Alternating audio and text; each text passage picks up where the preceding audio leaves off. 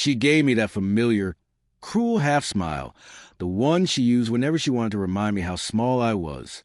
"You're too weak to leave," she said softly, almost teasing. "You'd fall apart without me." But her words didn't land the way they used to. Maybe because, by then, I had already fallen apart. Or maybe because I'd spent too many months watching a woman I loved turn into someone cold, calculating, and unapologetically cruel. For a long time, I believed her. I thought I needed her. That if I just tried harder, loved her more, she'd somehow find her way back to the person she once was. But that night, standing there while she looked at me like I was an inconvenience, something inside me quietly broke. Not a loud shatter, just a small, deep crack that changed everything after it. She didn't notice. She turned away, poured herself another glass of wine, and began humming to herself. That's when it hit me. She wasn't someone I could save anymore. "You think I'm weak?" I asked quietly. She laughed without looking up. "Oh, I don't think it, Mark. I know it." I didn't respond. I just watched her, the way she avoided meeting my eyes, the phone lighting up beside her hand, a message she quickly flipped over. There was a time I'd have asked who it was. Not anymore. That night, I slept on the couch. I could hear her footsteps above me, her muffled voice on a call she thought I couldn't hear. And somewhere in that silence, I made up my mind. She thought I'd never walk away, that I'd keep circling around her like a planet trapped in her orbit.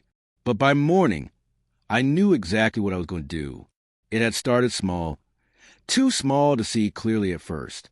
Late nights, missed plans, the faint scent of a man's cologne on her scarf.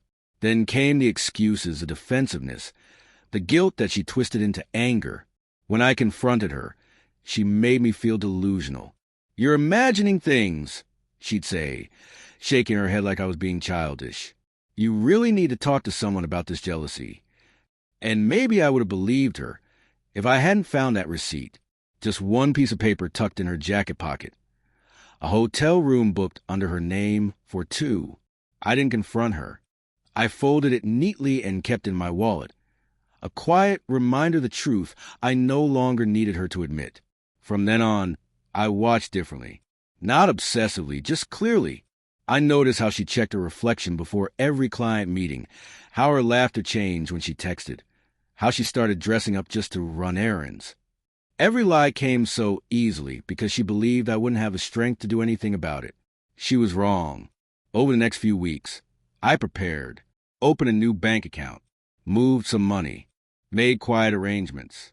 She didn't notice, too busy keeping her own secrets to see I was building mine. Then one evening, she crossed a line. We sat at the dinner table, food untouched and cold. I asked if she was happy. She sighed, barely looking up from her phone. "You always ask the wrong questions," she said flatly. "Then what's the right one?" I asked. She leaned back, a faint smile playing on her lips. "Maybe you should ask why I'm still here." The air left my lungs. For a moment, I couldn't breathe. She wasn't even pretending anymore. "Why are you still here?" I asked quietly. She smirked. "Because you'd never survive without me." And then she said it, the same words that would haunt me, even as they freed me. "You're too weak to leave." The next morning, while she showered, I went to the office and pulled out the envelope I'd been keeping. Inside were documents, bank transfers, property deeds, account passwords. Everything we had built together. Everything she thought she owned. I had spent 10 years giving her everything. My time, my love, my stability. She thought it was permanent. So I took it back. I removed her name from every shared account. Canceled the credit card she used. Then I placed my house key on the counter beside a note that said, "You were right. I'm weak, but not anymore." And I walked out. For the first time in years, I felt air fill my lungs like it actually belonged to me. She called 27 times that day. I didn't pick up. By evening, the messages came. "Mark, where are you? What's happening?" Then another. "You can't just leave like this." Then finally, "Please, let's talk. I need you." There it was. That word, need. A word she'd never used until she realized I wasn't coming back. I didn't respond. I drove 2 towns over, to a small cabin we used to visit before everything fell apart. The silence there was heavy, but honest.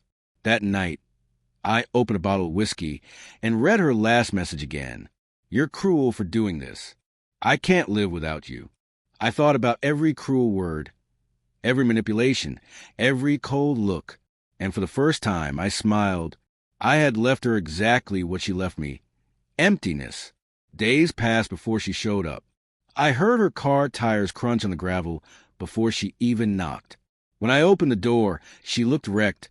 Sleepless eyes, tangled hair, trembling voice. "Mark," she said, "you can't do this to me." "Why not?" I asked. "Because I need you," she said, stepping closer.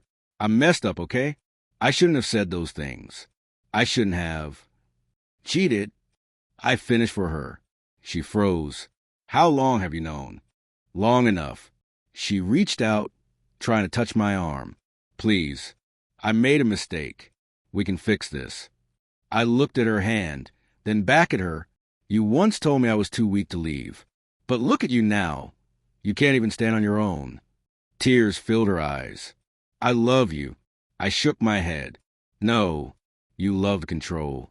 For a long time, she said nothing. Then, barely above a whisper, "You took everything." I nodded. "Everything you thought I couldn't live without." She just stared at me, realization hitting her like a reopened wound. And for the first time, I saw her truly break. Not out of guilt, but out of loss. When she finally turned and walked away, the night air swallowed the sound of her footsteps. I watched her fade into the dark, and with every step she took, the weight on my chest lifted. She thought I was weak, but strength doesn't always shout. Sometimes it's quiet. Sometimes it looks like walking away, with everything you were never meant to lose. And that's exactly what I did.